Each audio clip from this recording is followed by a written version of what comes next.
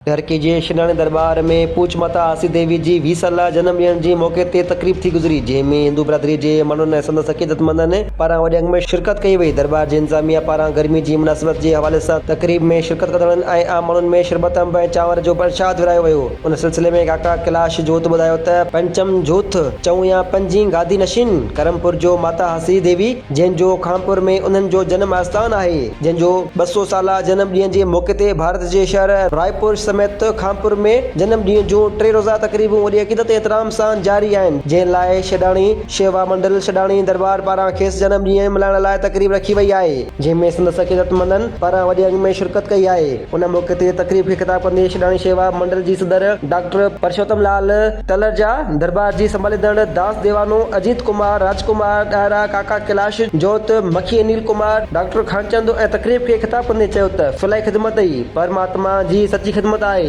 हिननि छेड़ाणी दरबार जी तइलीमात जो हवालो ॾींदे चयो त माण्हू सेवा ई माता जी सेवा आहे ऐं इंसानियत जी ख़िदमत वसीले ई परमात्मा खे राज़ी करे सघिजे थो। जॾहिं त गर्मी जी मौसम खे नज़र में रखंदे दरबार जी इंतज़ामिया पारां तकरीब में शिरकत कंदड़नि अक़ीदतमंदनि तोड़े आम माण्हुनि लाइ शरबत, खीर, अंब ऐं चांवर जो प्रसाद पिणु विरायो वियो। जॾहिं त तकरीब जी आख़िर में मुल्क में अमन, भाईचारी, ख़ुशहाली ऐं इंसानियत जी भलाई लाइ गॾियल दुआऊं पिणु घुरियूं वयूं।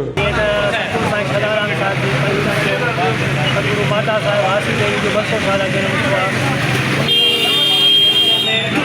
सारे हिंद में माता साहब में गर्मी में सेवा करें, सारी संगत के इंसान का शुक्र उहा सेवा का उन्होंने कदम से हली करे कोई न बची करे सेवा करूँगा अरदास सारी संगत का महिरबानी हो जाए।